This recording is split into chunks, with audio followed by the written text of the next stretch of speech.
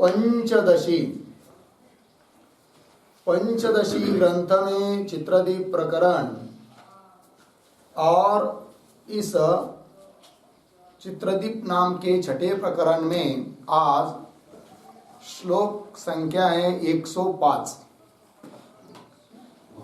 बराबर है ना।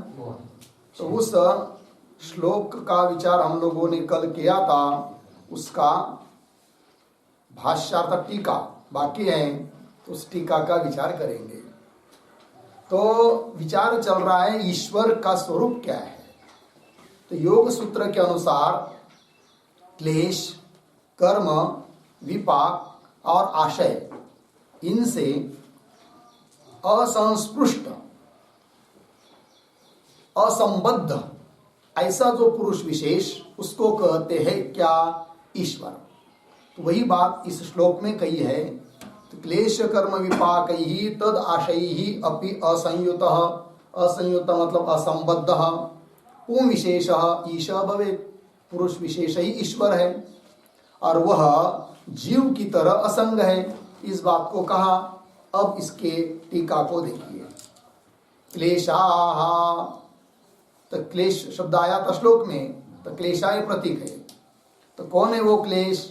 तो कह रहे अविद्यादय पंच, अविद्यादिक 5 क्लेश है। कौन है वो 5? तो अविद्या, अस्मिता, राग, द्वेष और अभिनिवेश, ये 5 क्लेश कहे जाते हैं। ठीक है। और ईश्वर वो है कि जिनमें ये 5 प्रकार के क्लेश नहीं है। ठीक है। तो वही कहा क्लेशा मतलब अविद्यादय पंच। लग गया नहीं इतना? आगे चलिए। आगे क्या है? कर्माणि। तो अविद्यादिक 5 क्लेश से रहित है। तो अविद्या किसको कहते हैं भाई? ठीक है ना। और अस्मिता क्या है, राग क्या है, द्वेष क्या है, अभिनिवेश क्या है, इसको थोड़े थोड़े में बता देते हैं। तो अविद्या का मतलब वो होता है कि विपरीत बुद्धि, उल्टा ज्ञान। जैसे अनित्य है जगत, तो उस अनित्य जगत को और स्वर्गादि प्रपंच को नित्य समझना, ये क्या है? अविद्या। और अपवित्र वस्तु को, जैसे शरीरादि अपवित्र हैं, उनको पवित्र समझना, शुद्ध समझना, यह अविद्या है। और दुख रूप ऐसे जो धनादिक पदार्थ, शरीरादिक पदार्थ, उनको सुखरूप समझना, ये क्या है? अविद्या है। और अनात्मा जो देहादिक पदार्थ, उनको आत्मा समझना, उसमें आत्मत्व बुद्धि होना, ये सब क्या है जी? अविद्या है। समझ में आया? अनित्य पदार्थों में नित्यत्व बुद्धि, अशुचि पदार्थों में शुचित्व बुद्धि, दुख रूप पदार्थ में सुखरूपत्व की बुद्धि, और अनात्मा में आत्मत्व बुद्धि, इसको कहते हैं क्या? अविद्या। यह अविद्या जीव को है, ईश्वर को नहीं, ऐसा इनका कहना है। तो क्लेश से रहित हुआ, अविद्या से रहित हुआ कौन? ईश्वर। और क्लेश के अंतर्गत जैसे एक अविद्या है, दूसरी है क्या? अस्मिता, क्योंकि 5 क्लेश है। तो अस्मिता का मतलब क्या? तो अस्मिता का मतलब यह होता है, एक होता है दृक् और एक होता है दर्शन। दृक् मतलब पुरुष शक्ति है नहीं, दृष्टा, और दर्शन मतलब दृश्य शक्ति। ये दो अलग अलग है, किंतु अलग अलग होते हुए भी इन दोनों को एक समझना, इनका तादात्म्य समझना, यही है अस्मिता। अर्थात दृष्टा अलग है, दृश्य अलग है, दोनों को एक समझना।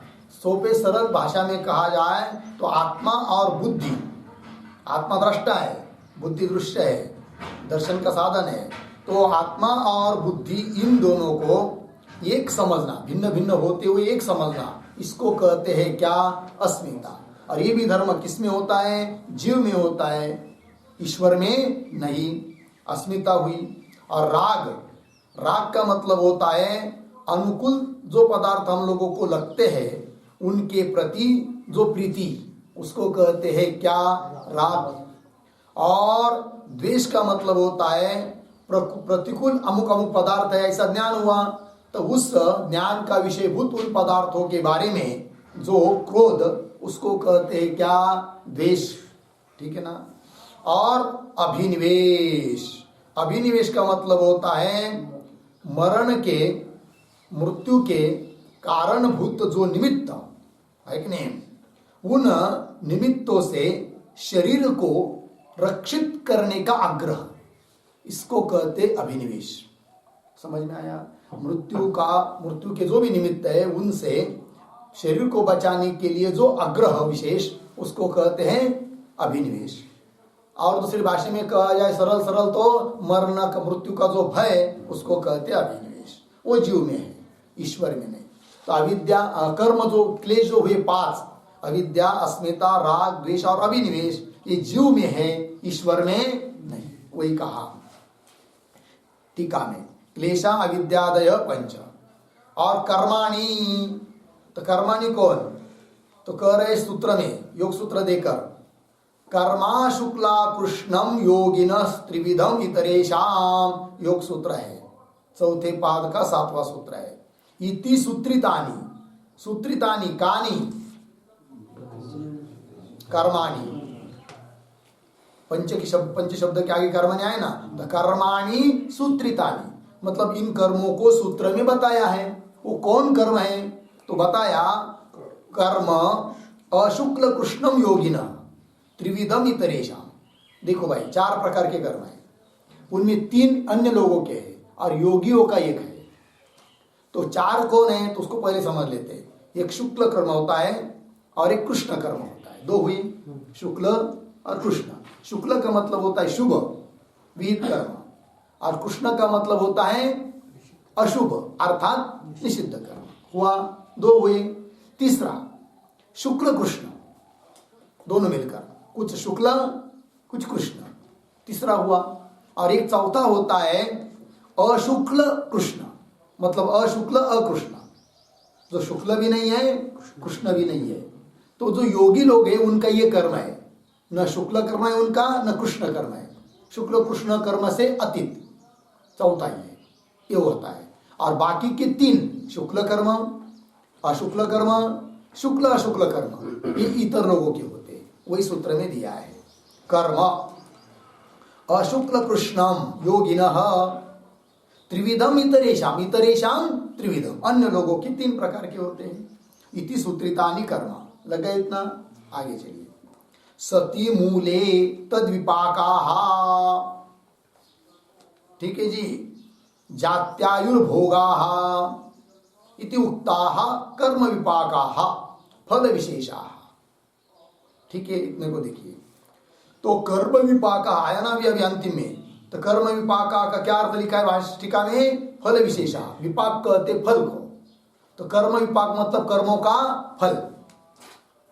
अब देखिए, कर्म रहेगा तब उसका फल, मूल रहेगा तब फल। कर्म ही नहीं है तो उसका फल कहां से? तो वही लिखा, सती मूले, मूले सती, मूल रहने पर, मूल कौन है?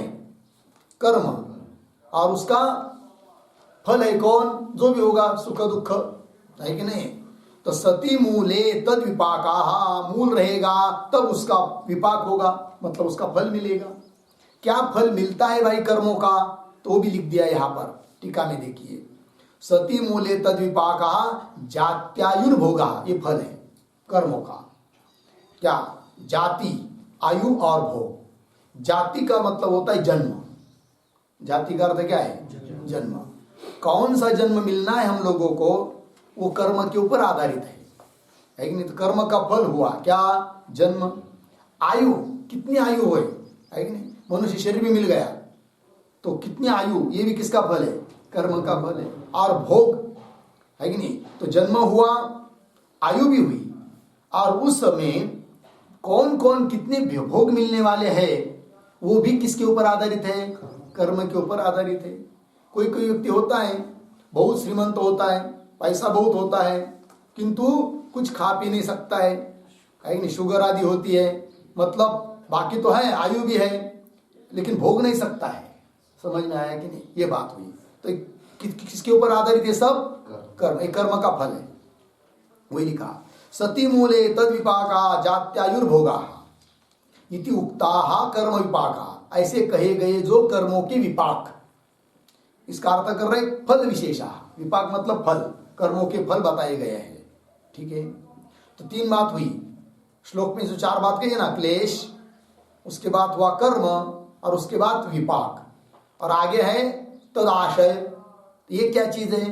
तो टीका में देखिए, तदाशयाः ये प्रतीक है, उसका अर्थ कर रहे तेषाम संस्काराः, वो न क्लेश, कर्म और विपाक के संस्कार, तेषाम संस्काराः तैहि क्लेशादिभिः, है कि नहीं, असंस्पृष्टः पुरुष विशेष ईश्वर भवति, हो गया। तो तैहि मतलब क्लेशादिभिः, क्लेश, कर्म, विपाक और तदाशय, ये सब किसके धर्म है? जीव के, ईश्वर के नहीं। वही लिखा तैहि क्लेशादिभिः, उन क्लेशादिकों से असंस्पृष्टः, असंस्पृष्ट मतलब स्पर्श रहित, ऐसा जो पुरुष विशेष, उसको कहते ईश्वर। हो गया ईश्वर की व्याख्या। आगे अंतिम का वाक्य, सह अपि जीववत्, तो सह अपि जीववत् ये प्रतीक है, उसका अर्थ कर रहे असंगः चिद्रूपः च इत्यर्थ, वह भी जीव की तरह। जीव की तरह मतलब कैसा? जिस प्रकार जीव असंग है, उस प्रकार सह अपि ईश्वर अपि जीव की तरह असंग है, चित स्वरूप है, ये बात बता दिया। असंग चिद्रूपः च इत्यर्थः। हो गया जी, आगे चलिए। हो गया, ईश्वर का स्वरूप पता चल गया। आगे के श्लोक की अवतरणिका को देखिए, ननो असंग चिद्रूपत्वे कथम नियंतृत्वम इति अतः आह। ठीक है, देखो भाई, पूर्व पक्षी शंका कर रहा है, वो कह रहा है कि हे भाई, तुमने ईश्वर का स्वरूप बताया, और ईश्वर का स्वरूप बताते समय तुमने कहा कि ईश्वर कैसा है? असंग है। श्लोक में आया था ना, 5वें श्लोक में अंतिम में, असंग चिद्रूप है कैसे? और यदि ईश्वर असंग है और चिद्रूप है, तो असंग चिद्रूप होने पर, चिद्रूप है बात ठीक है, किंतु असंग होने पर कथम नियंतृत्व, उसमें नियंतृत्व कैसा आएगा? क्योंकि नियामक तो जो होगा, नियंत्रण करने वाला, उसके साथ तो संग आएगा ही, जिसका नियमन करना है। किंतु आप तो कह रहे कैसा है? वो असंग है, और उसको नियंता मान रहे हो। तो असंग है तो नियंता कैसा, उसमें नियंतृत्व धर्म उस ईश्वर में कैसा हो सकता है? ये प्रश्न। ननु असंग चिद्रूपत्वे कथम नियंतृत्वम, मतलब उसमें नियामकपना कैसा होगा? इति अतः आह, ऐसा कोई प्रश्न करता है तो उसका उत्तर दिया जा रहा है श्लोक के माध्यम से। तथापि पुंविशेषत्वात्,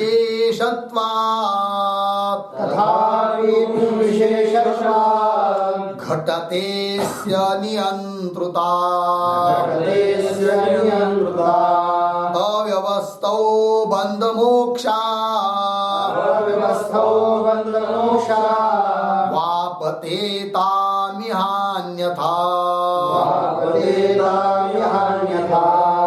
तथापि विशेषत्वात् घटतेस्य नियंत्रुता अव्यवस्थौ बन्धमोक्षा वापतेतामिहान्यथा। तथापि पुं विशेषत्वात् घटते अस्य नियंत्रुता अव्यवस्थौ बन्धमोक्षौ आपतेताम इह अन्यथा। अन्वय देखिए, तथापि पुं विशेषत्वात् अस्य नियंत्रुता घटते, अस्य नियंत्रुता घटते। नीचे अन्यथा इह बन्धमोक्षौ अव्यवस्थौ आपतेताम। ठीक, अर्थ देखिए। तथापि, तथापि मतलब, तथापि शब्द का क्या अर्थ होगा?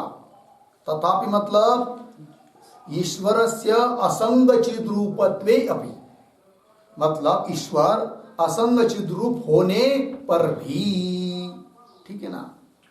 पुं विशेषत्वात्, पुरुषों में वो विशेष होने के कारण, तथापि का अर्थ हो गया ना, ईश्वरस्य असंग चिद्रूपत्वे अपि, ईश्वर असंग चिद्रूप होने पर भी पूर्ण विशेषत्वात्, पुरुषों में वो विशेष होने के कारण अस्य नियंत्रुता घटते, अस्य ईश्वरस्य नियंत्रुता घटते, मतलब वो नियामक है, ये बात घटित होती क्यों? पुरुषों में विशेष होने के कारण। और यदि अन्यथा मतलब ईश्वर को नहीं मानेंगे तो क्या होगा? यह नाम अस्मिन् जगति, इस जगत में क्या होगा? बंध मोक्षौ अव्यवस्थौ आपतेताम, बंध और मोक्ष की व्यवस्था नहीं लगेगी। कब? ईश्वर को नहीं मानेंगे तब, नहीं? हाँ, तो फिर इसको बंधन, ये बंधन में है और इसको मुक्त कर देते हैं, तो ये व्यवस्था नहीं हो पाएगी यदि ईश्वर को नहीं मानेंगे तो, ठीक है ना। चलिए टीका को देखिए भाई, तथापि ईश्वरस्य नियंतृत्व अनभ्युपगमे दोषम आह, ठीक, ईश्वर को नियंता यदि नहीं मानेंगे, नियामक नहीं मानेंगे, नियंतृत्व अनभ्युपगमे, अभ्युपगम कहते स्वीकार को, और अनभ्युपगम मतलब स्वीकार नहीं करेंगे तो, किस बात का? ईश्वरस्य नियंतृत्व अनभ्युपगमे, ईश्वर को नियंता नहीं मानेंगे तो दोषम आह, क्या दोष दिया? बंध मोक्ष की व्यवस्था नहीं लगेगी, इस सृष्टि का कार्य व्यवस्थित जो चल रहा है वो नहीं चल पाएगा। सूर्य भगवान कहेंगे मैं रोज रोज रोज उसी समय पर उदित होता हूं, आज 2 घंटा ज्यादा सो लूंगा, है कि नहीं? तो क्या होगी फिर? सब गड़बड़ हो जाएगी कि नहीं? पृथ्वी कहेगी भाई बहुत दिन से मैं सभी जगत को धारण कर रही हूं, अब थोड़ा सा जल की तरह हो जाती हूं, तो क्या हो जाएगा? सब बनाई हुई इमारत या बिल्डिंग क्या हो जाएगा? सब धस जाएगी, गड़बड़ होगी कि नहीं? सबका नियमन करने वाला कौन है? ईश्वर। चलिए आगे चलिए, आगे के श्लोक क्या उतरने का? असंगस्य ईश्वरस्य नियंतृत्वम निष्प्रमाणकम इति आशंक्य आह। कोई पूर्व पक्ष शंका कर रहा है कि बोल रहा है कि भाई तुम तो कह रहे युक्ति के बल पर कि असंग ईश्वर होने पर भी वो नियंता है, किंतु असंग से ईश्वर से नियंतृत्व, असंग ऐसे ईश्वर में ईश्वर का नियंतृत्व, मतलब असंग ऐसे ईश्वर में नियंतृत्व मानना ये निष्प्रमाणकम, इसके लिए कोई प्रमाण नहीं है। ऐसा कोई प्रश्न पूछ रहा है तो उत्तर दे रहे प्रमाण है करके। क्या प्रमाण है? श्रुति का प्रमाण है। श्लोक के माध्यम से देखते हैं। भीषास्मादित्यवामादा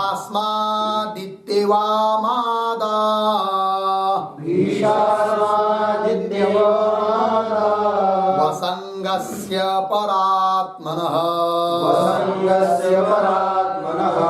श्रुतं तद्युक्तमप्यस्य क्लेशकर्माद्यसंगमात्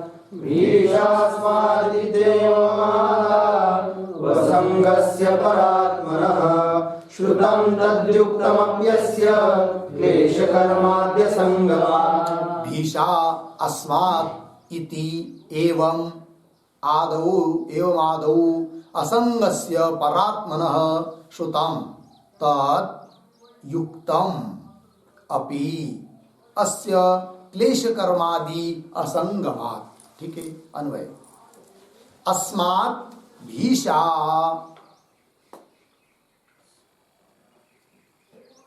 इति एवमादौ असंगस्य परात्मनः तत्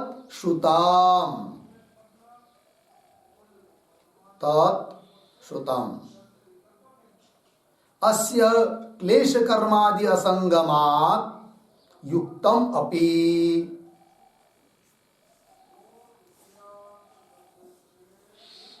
ठीक है, अर्थ को देखिए भाई। अस्मात् भीषा श्रुति है वो, है कि नहीं? भीषा अस्मात् पवते वातः, है कि नहीं? भीषास्मात् पवते, भीषास्मात् वातः पवते, भीषोदेति सूर्यः, भीषास्मात् अग्निश्चेन्द्रश्च मृत्युर्धावति पंचमः।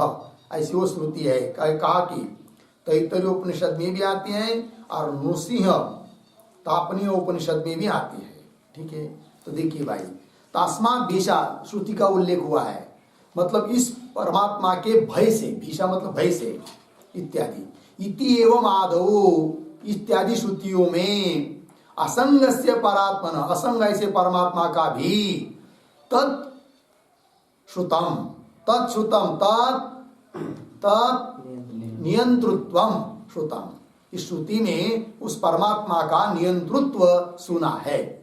तत् मतलब नियंतृत्वम श्रुतम। आगे, और अस्य ईश्वरस्य क्लेश कर्मादि असंगमात, असंगमात का अर्थ लिखिए अभावात, उस ईश्वर में क्लेश कर्मादिकों का अभाव होने के कारण युक्तम अभियुक्त भी है क्या, नियंतृत्व, क्योंकि नियंता वही हो सकता है जिसमें राग द्वेषादिक न हो, और जिसमें राग द्वेषादिक भरे हुए हैं वो नियंता हो नहीं सकता है। ईश्वर में क्लेश कर्मादिक नहीं है, राग द्वेषादिक नहीं है, अतः वो नियंता होना उचित ही है, ये बात कह दी। टीका को देखिए, भीषेति तत्प्रतीक है, तत्का अर्थ कर रहे हैं नियंतृत्वम श्रुतम,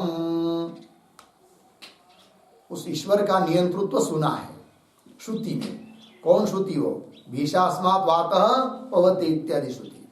आगे चलिए टीका में, ननु श्रुतमपि अयुक्तम कथम अंगीक्रियते इत्यत आह। देखो भाई, पूर्व पक्षी बोल रहा है श्रुति में कहा है, वो बताया है, किंतु श्रुति में कहा है, बात तो ठीक है, किंतु श्रुति में कहा है इतनी मात्र से मान लेना ये तो हमको नहीं जचता है, बात हमको अच्छा नहीं लगती है। भले श्रुति में कहा हो, तो श्रुति में भी कहा हो किंतु अयुक्त हो, अयोग्य हो, तो कैसे मानेंगे, ऐसी शंका करने वाले का आशय है। ठीक है जी, क्या कर रहा है, ननु श्रुतमपि अयुक्तम कथम अंगीक्रियते, श्रुति में बताया हुआ है तो भी यदि अयुक्त है, अयोग्य है, अनुचित है, तो कैसा अंगीकार करेंगे, इति आशंका क्रियते इति, ऐसे कोई शंका करता है तो उत्तर दिया युक्तम अपि, मतलब श्रुति में तो कहा ही है किंतु युक्ति से भी संगत है। क्यों, कि उस ईश्वर में क्लेश कर्मादिकों का क्या है, अभाव है, और जिसमें जीव, ये तो जीव के धर्म है क्लेश कर्मादिक, उस प्रकार के धर्म ईश्वर में नहीं है, तो जिसमें क्लेश कर्मादिक नहीं है, राग द्वेषादिक नहीं है, वही नियंता जगत में होता है। इसलिए ईश्वर में युक्ति से भी सिद्ध है क्या, नियंतृत्व, वही करे। टीका देखिए, जीव धर्मस्य क्लेश कर्मादेहे अभावात उपपन्नम च इत्यर्थः। जीवों का धर्म, जीवों के धर्म कौन है, क्लेश कर्मादिक, जीव धर्मस्य क्लेशादेहे अभावात, उन सब का अभाव ईश्वर में होने के कारण उपपन्नम च, उपपन्न मतलब युक्ति से भी सिद्ध है, उपपन्न है, उचित हो जाता है, ये बात कह दी। आगे चलिए, आगे के श्लोक की अवतरणिका, ननु जीवाः अपि असंगचिद्रूपाः क्लेशादि रहिताः एव तथा च ईश्वरे को विशेष इति आशंक्य। शंका हुई यहां तक, ननु से लेकर आशंक्य तक। उत्तर दे रहे, जीवानां स्वतः क्लेशादि रहितत्वे अपि बुद्ध्या स विवेकाग्रहात् क्लेशादि अस्ति इति पूर्वोक्तम स्मारयति। ठीक है, शंका करने वाली की पहले शंका समझ लेंगे, बहुत महत्व की है। क्या, पूर्व पक्षी कहता है कि जीवाः अपि असंगचिद रूपाः, जैसा ईश्वर असंग है और चित स्वरूप है, उस प्रकार जीवों को भी क्या माना गया है, असंग और चिद्रूप माना गया है। ठीक है ना। दूसरी बात, जिस प्रकार ईश्वर में क्लेश कर्म आदि नहीं है, उस प्रकार जीव में भी वस्तुतः क्लेश कर्मादिक नहीं है। मतलब जो वास्तविक जो जीव का स्वरूप है उपाधि से रहित, उसमें तो क्लेश कर्मादिक नहीं है, उपाधि के निमित्त से उसमें प्रतीत होते हैं। तो कहने का तात्पर्य, जिस प्रकार ईश्वर असंग है, चिद्रूप है, क्लेश कर्मादि से रहित है, उसी प्रकार जीव भी असंग है, चिद्रूप है और क्लेश कर्मादि से रहित है। और यदि दोनों में समानता है तो ईश्वर में जीव की अपेक्षा क्या ऐसी विशेषता है कि वह ईश्वर नियंता बन जाता है और नियम में बन जाते हैं जीवाधिक। ऐसा क्यों? प्रश्न देखिए, ननु जीवाः अपि असंग चिद्रूपाः क्लेशादिरहिताः एव। जीव भी असंग चिद्रूप और क्लेशादिक से रहित है। तथा च ईश्वरे को विशेष, ईश्वर में ऐसा क्या विशेष है? इति आशंक्य, ये शंका किया। उत्तर दे रहे, जीवानां स्वतः क्लेशादि रहितत्वे अपि बुद्ध्या स विवेक अग्रहात् क्लेशादि अस्ति इति पूर्वोक्तम स्मारयति। विशेषता बता रहे हैं। क्या विशेषता है? यद्यपि स्वरूपतः देखा जाए, वस्तुतः देखा जाए तो जीव भी असंग है, चिद्रूप है और क्लेशादि से रहित है ईश्वर की तरह। किंतु हो क्या गया? जीवों को भ्रम हुआ है और ईश्वर को भ्रम नहीं है। यही विशेषता है। तो जीवों को क्या भ्रम हुआ है कि जीव को ये पता नहीं कि क्लेश कर्मादि के सब उपाधि जो बुद्धि आदि उसके धर्म है, मेरे नहीं, ऐसा वो समझ नहीं पा रहा है। कौन? जीव। फिर क्या समझ रहा है वो? कि बुद्धि आदि के साथ, उपाधि के साथ तादात्म्य करके उन बुद्धि के धर्म अपने में समझ रहा है। कौन? जीव। और उस प्रकार ईश्वर नहीं समझता है। यही उसकी विशेषता है। वही दे रहे, जीवानाम स्वतः क्लेशादि रहितत्वेपि, जीव स्वतः क्लेशादि से रहित होने पर भी बुद्ध्या सह विवेक आग्रह, किंतु बुद्धि के साथ विवेक का अग्रह हुआ है। किनको? जीवों को। विवेक का अग्रह मतलब क्या? विवेक का ग्रह, विवेक का अग्रह। विवेक का अग्रह का मतलब होता है, विवेक कहते भेद, और अग्रह मतलब ज्ञान नहीं है। अर्थात जीवों को बुद्धि के साथ अपना भेद का ज्ञान नहीं है। मतलब जीव बुद्धि को लेकर अपना स्वरूप समझ रहे हैं। विवेक का ग्रह नहीं है, भेद ज्ञान नहीं है, विवेक नहीं है कि बुद्धि अलग है, उपाधि उनसे मैं अलग हूं, ये ज्ञान नहीं है जीव को। तो विवेक का ग्रह है कि विवेक का अग्रह है? अग्रह। विवेक मतलब भेद का ग्रह उनको नहीं हो पा रहा है, ये विवेक का अग्रह अर्थात भ्रम है उनको, जीवों को। वही लिख रहे हैं, बुद्ध्या स विवेक अग्रहात्, विवेक का ग्रह न होने से, भेद का ग्रह न होने से क्लेशादि अस्ति। किसमें? जीवों में। औपाधिक क्यों ही क्यों न हो, क्लेशादिक है जीवों में, और उस प्रकार के क्लेशादिक नहीं है किसमें? ईश्वर में। क्लेशादि अस्ति इति पूर्वोक्तम स्मारयति। तो ये बात पीछे भी कही है, किंतु शंका करने वाला भूल गया, इसलिए उसका स्मरण करवा रहे हैं ग्रंथकार। तो पूर्वोक्तम स्मारयति कहां पर बताया है पीछे? तो श्लोक नंबर 100 में, 100 नंबर के श्लोक में बताया है ये सब बात। गया ना अभी कल? क्या गया था? हाँ, असंगायाश्चितेर्बंध मोक्षो भेदाग्रहान्मतौ बंध मुक्ति व्यवस्थार्थम पूर्वेशाम इव चिद्विदा। तो असंगाया चिते बंध मोक्षौ भेदाग्रह लिया आया कि नहीं? भेद का आग्रह होने से वहां पर बताया है, उसका स्मरण करवा रहे। ठीक, श्लोक को पढ़ते हैं।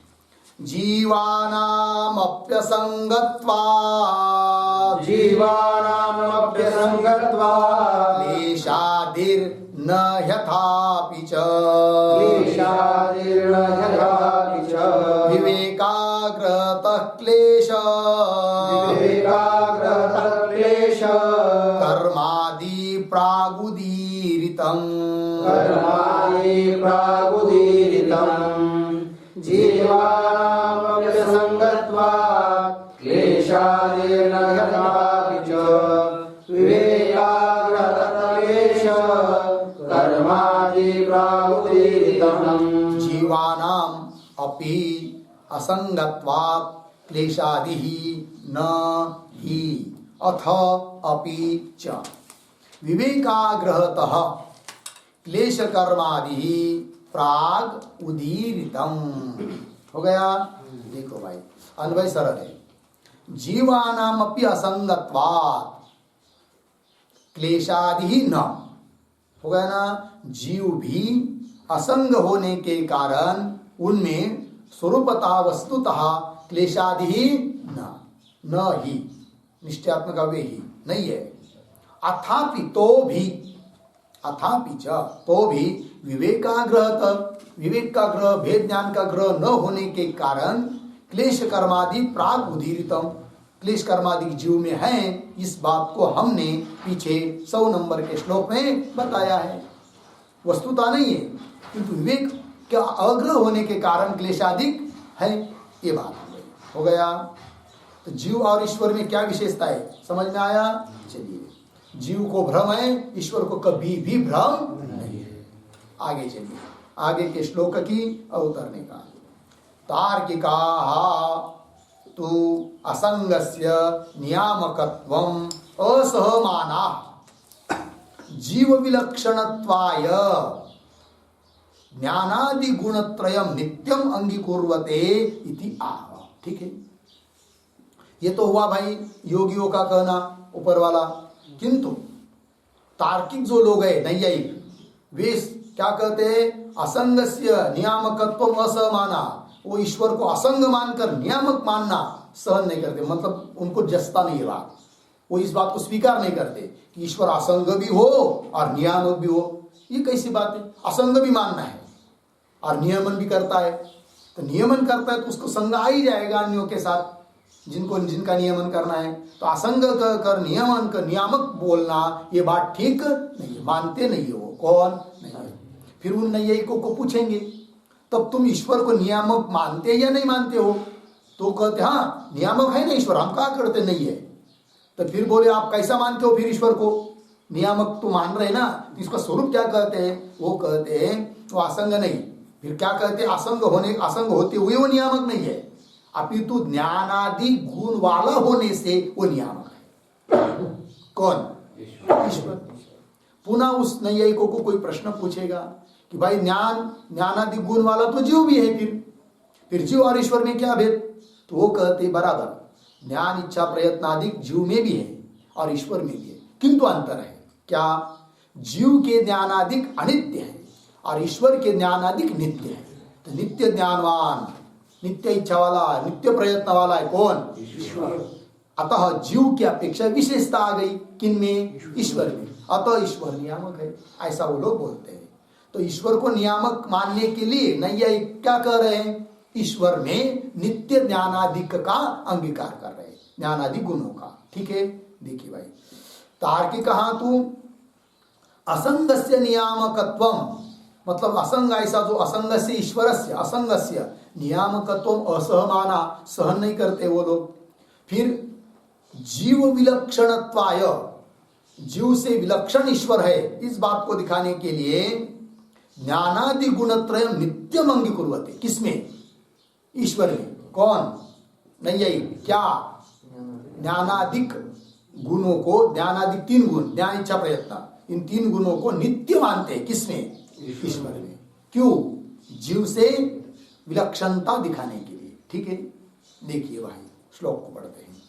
नित्य ज्ञान प्रयत्नेच्छा, नित्य ज्ञान प्रयत्नेच्छा, गुणानीशस्य मन्वते, गुणानीशस्य मन्वते, असंगस्य नियंतृत्व, असंगस्य नियंतृत्व, अयुक्तमिति तार्किकाः, अयुक्तमिति तार्किकाः, नित्य ज्ञान प्रयत्नेच्छा, गुणानीशस्य मन्वते, असंगस्य नियंतृत्वम् अयुक्तमिति तार्किकाः। नित्य ज्ञान प्रयत्नेच्छा गुणानि ईशस्य मन्वते, असंगस्य नियंतृत्वम् अयुक्तम् इति तार्किकाः। अन्वय, तार्किकाः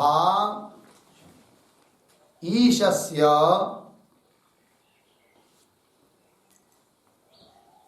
नित्य ज्ञान प्रयत्नेच्छा गुणानि मन्वते, असंगस्य नियंतृत्वम् अयुक्तम इति। अर्थ देखिए भाई, तार्किक लोग, नैयायिक लोग ईशस्य, ईश्वरस्य, ईश्वर में क्या मानते हैं? नित्य ज्ञान, नित्य प्रयत्न, नित्य इच्छा। ज्ञान इच्छा प्रयत्न तीनों ये कि नहीं? ये गुण है।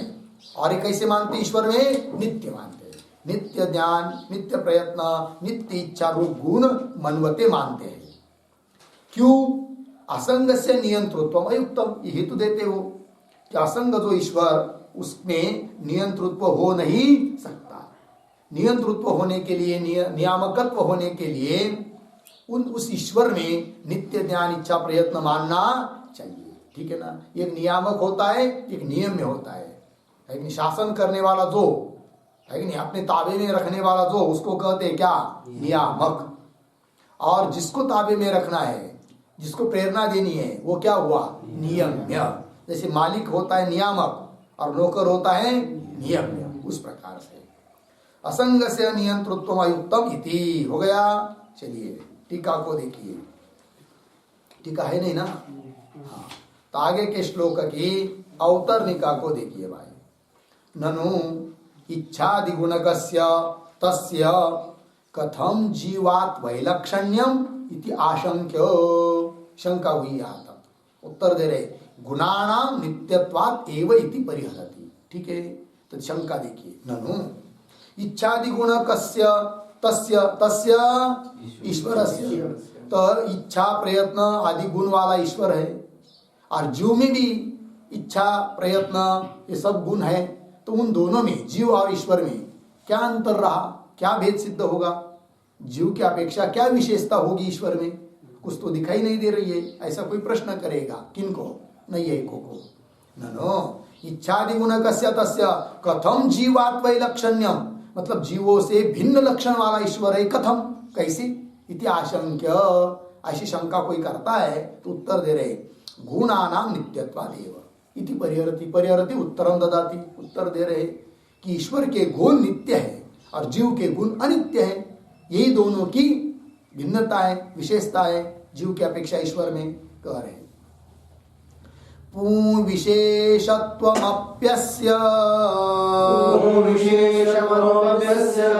गुणैरेव न चान्यथा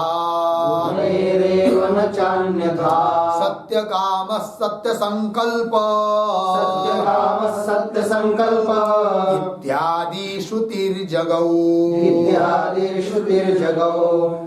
विशेषत्वमप्यस्य गुणैरेव न चान्यथा सत्यकामः सत्यसंकल्प इत्यादि श्रुतिर्जगौ।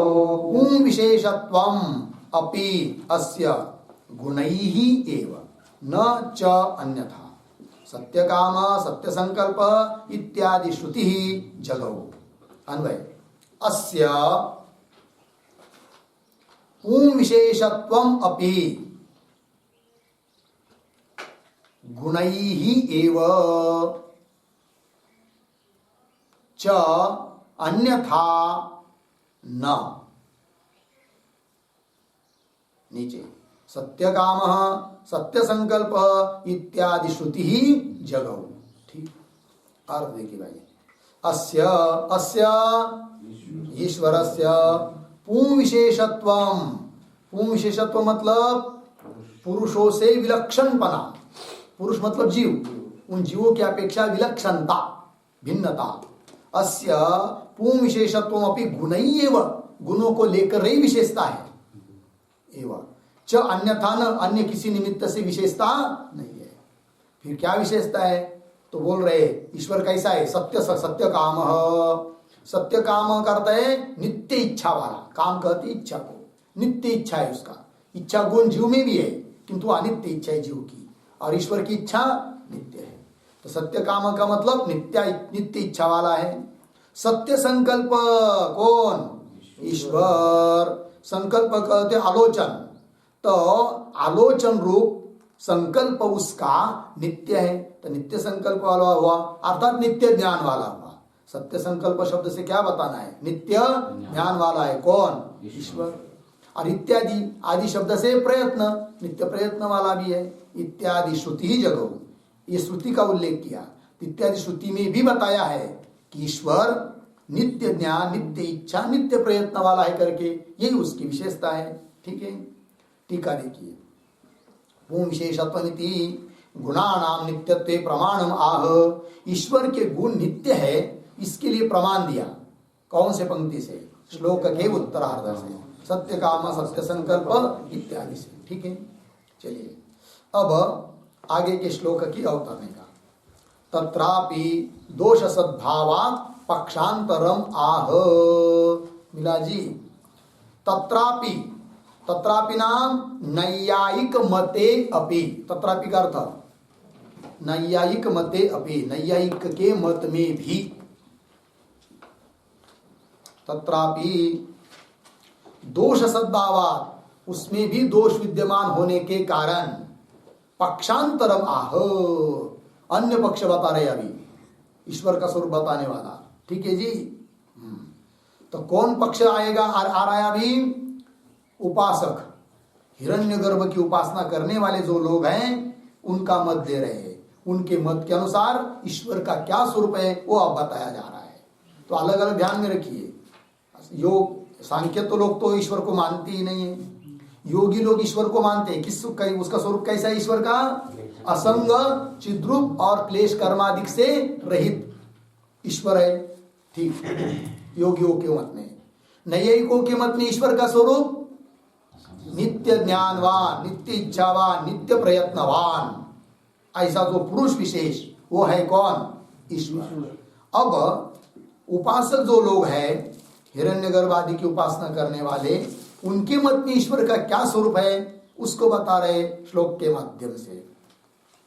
नित्य ज्ञानादिमत्वेस्य, नित्य ज्ञानादिमत्वेस्य सृष्टिरेव सदा भवेत्, सृष्टिरेव सदा भवेत्। हिरण्यगर्भ ईशोतो, हिरण्यगर्भ ईशोतो लिंगदेहेन संयुतः, लिंगदेहेन संयुतः। नित्य ज्ञानादिमत्वेस्य सृष्टिरेव सदा भवेत्, हिरण्यगर्भ ईशोतो लिंगदेहेन संयुतः। हाँ, नित्य ज्ञानादिमत्वे अस्य सृष्टिः एव सदा भवेत्, हिरण्यगर्भ ईशः अतः लिंगदेहेन संयुतः। ठीक अन्वय। अस्य नित्य ज्ञानादिमत्वे, नित्य ज्ञानादिमत्वे सदा एव सृष्टि ही भवेत्, सदा एव सृष्टि ही भवेत्। नीचे आइए। अतः हिरण्यगर्भः ईशः लिंगदेहेन संयुतः। हो गया जी। देखो भाई, तो कह रहे अस्य नित्य ज्ञानादिमत्वे, अस्य ईश्वरस्य। अब दोष दे रहे पहले उपासक लोग, किनके मत में? नैयायिकों के मत में। नैयायिकों ने ईश्वर का स्वरूप कैसा माना है? नित्य ज्ञानवान, नित्य प्रयत्नवान, नित्य इच्छावान। इस प्रकार का यदि ईश्वर मानोगे तो आपके मत में दोष आएगा। ये कह रहे हैं आगे के लोग, पीछे वाले के मत में। समझ में आया? तो क्या दोष दे रहे हैं? अस्य नित्य ज्ञानादिमत्वे, अस्य ईश्वरस्य, ईश्वर को यदि नित्य ज्ञानादि वाला मानेंगे तो क्या होगा? सदा एव सृष्टि भवेत्, हमेशा सृष्टि बनती ही रहेगी। क्योंकि उसकी इच्छा कैसे है? नित्य। उसके प्रयत्न कैसे है? नित्य। उसका ज्ञान कैसा है? नित्य। अब उसकी इच्छा हो गई मैं आप जगत को उत्पन्न करूं, और उसकी इच्छा समाप्त होने वाली है नहीं है, क्योंकि उसकी इच्छा कैसी माना तुमने? नित्य। तो हमेशा फिर जगत उत्पन्न होता ही रहेगा, हमेशा सृष्टि है कि नहीं? ये हो जाएगा नहीं। तो नित्य इच्छादि मानेंगे तो ये दोष आता है। लग गया पंक्ति? क्या? अस्य नित्य ज्ञानादिमत्वे सदैव सृष्टि भवेत्, है कि नहीं? हाँ, इसलिए नित्य ज्ञान वाला, नित्य इच्छा वाला, नित्य प्रयत्न वाला ऐसा ईश्वर मानना ठीक नहीं है। फिर कैसा मानेंगे भाई? किसको मानेंगे ईश्वर? तो कह रहे अतः, है कि नहीं? ऊपर के मत में दोष आता है। अतः हिरण्यगर्भ ईशा, हिरण्यगर्भ ही क्या है? ईश है, ईश्वर है। बोलेंगे हिरण्यगर्भ और हम लोगों का क्या संबंध? कैसा संबंध? नहीं है संबंध। क्या? लिंग देहेन संयुक्त। हम लोगों का जो लिंग देह है कि नहीं, वो व्यष्टि है। और हिरण्यगर्भ का मतलब क्या? समष्टि लिंग देहों का अभिमानी। सभी जीवों का जो लिंग देह, उनका अभिमानी जो देवता विशेष, वो है कौन? हिरण्यगर्भ, तो उसका और अपना संबंध भी आ जाता है फिर, और उसी को ईश्वर मानना ठीक है, वो ईश्वर है इनके मत में। कौन ईश्वर हुआ? हिरण्यगर्भ। ठीक है, टीका देखिए, नित्येति अस्य हिरण्यगर्भस्य किम रूपम इत्यत आह। बोलेंगे ठीक है, आप हिरण्यगर्भ को ईश्वर मान रहे हो, किंतु उस हिरण्यगर्भ का किम रूपम, क्या रूप है, क्या स्वरूप है बताओ। तो कह रहे लिंग देहे नहीं थी। ठीक है, टीका देखिए, मायोपाधिक परमात्मा लिंग शरीर समष्टि अभिमानेन हिरण्यगर्भ इति उच्यते इत्यर्थ। ठीक, तो जो मूल परमात्मा है कि नहीं, मायोपाधिक परमात्मा, माया उपाधि है जिसकी, माया विशिष्ट चैतन्य ईश्वर जिसको हम लोग बोलते हैं, तो मायोपाधिक परमात्मा, वो परमात्मा जब समष्टि लिंग शरीरों का अभिमान धारण करता है तब उसका नाम हो जाता है हिरण्यगर्भ, वो ईश्वर है। वही लिंग शरीर समष्टि अभिमानेन, समष्टि लिंग शरीरों का अभिमान धारण करने से वो परमात्मा ही बन जाता है, क्या? हिरण्यगर्भ इति उच्यते। हो गया, आगे चलिए, हिरण्यगर्भस्य ईश्वरत्वे किम प्रमाणम इति अत आह। अब कोई पूछेगा हिरण्यगर्भ को ईश्वर तुम मान रहे हो, तो उसमें क्या प्रमाण है, प्रमाण बताओ। तो प्रमाण बता रहे, देखिए श्लोक को पढ़ते, उद्गीत ब्राह्मणे तस्य, उद्गीत ब्राह्मणे तस्य महात्म्यमति विस्तृतम्, महात्म्यमति विस्तृतम्, लिंग सत्वेपि जीवत्वम्, लिंग सत्वेपि जीवत्वम्, नास्य कर्माद्य भावतः, नास्य कर्माद्य भावतः। उद्गीत ब्राह्मणे तस्य महात्म्यमति विस्तृतम्, लिंग सत्वेपि जीवत्वम्, नास्य कर्माद्य भावतः। उद्गीत ब्राह्मणे तस्य महात्म्यम अति विस्तृतम्, लिंग सत्वे अपि जीवत्वम्, न अस्य कर्मादि अभावतः। अन्वय, पहली पंक्ति सरल है, उद्गीत ब्राह्मणे तस्य महात्म्यम अति विस्तृतम्, नीचे आइए, अस्य लिंग सत्वे अपि कर्मादि अभावतः जीवत्वं न। अर्थ देखिए, तो उद्गीत ब्राह्मण का मतलब होता है बृहदारण्यक उपनिषद का प्रकरण, उसमें उसका हिरण्यगर्भ का बहुत महिमा गाई है, वर्णन किया है। यदि हिरण्यगर्भ ईश्वर नहीं होता तो उसका वर्णन क्यों किया होता, जबकि बहुत महिमा उसकी गाई है। अतः हिरण्यगर्भ ही ईश्वर है, ये लोग कहते हैं। उद्गीत ब्राह्मणे तस्य, तस्य हिरण्यगर्भस्य महात्म्य, महात्म्य मतलब महिमा, अति विस्तृतम, अतिशय विस्तार पूर्वक बताई गई है। तो फिर कोई बोलेगा अरे भाई ठीक है, किंतु हिरण्यगर्भ लिंग शरीर से युक्त है, अर्थात वो भी जीव ही होना चाहिए। तो उसका उत्तर दे रहे, उसको लिंग शरीर होने पर भी वो जीव नहीं है। क्यों? कर्मादि अभावत, जीव को कर्म होते हैं, प्रारब्ध होता है, उस प्रकार का कर्म उसको नहीं है, अतः लिंग शरीर होने पर भी वो जीव नहीं, ईश्वर है, ये कह रहे हैं। अस्य लिंग सत्वेपि, अस्य हिरण्यगर्भस्य लिंग सत्वेपि, लिंग शरीर होने पर भी कर्मादि अभावत, कर्मादि को का अभाव होने के कारण जीवत्वम न। हो गया, टीका को देखिए, ननु लिंग शरीर योगे जीव स्यात् इति आशंका। कोई शंका कर रहा है कि हिरण्यगर्भ को भी यदि लिंग शरीर है तो जीव ही होगा, ऐसी शंका करेगा कोई, तो उत्तर दे रहे, अविद्या काम कर्माभावात् न जीव इत्याह। अविद्या, अस्मिता, राग, द्वेष इत्यादि जो क्लेश है ना, वो उसमें नहीं है, अतः लिंग शरीर होने पर भी वह हिरण्यगर्भ जीव नहीं है, अपितु ईश्वर है। अविद्या काम कर्माभावात् न जीव इत्याह, वही कहा श्लोक के उत्तरार्ध में, लिंग सत्वेपि इति। हो गया भाई। चलिए, तो अभी तक कितने लोगों का मत हुआ ईश्वर के बारे में? सांख्य तो ईश्वर मानते नहीं है, तो योगी, नैयायिक और हिरण्यगर्भ की उपासना करने वाले और भी बहुत सारे मत आने वाले हैं। तो उनको कहेंगे आगे के श्लोक में उसका विचार करेंगे हम लोग कल। ओम पूर्णमदः पूर्णमिदं पूर्णात् पूर्णमुदच्यते पूर्णस्य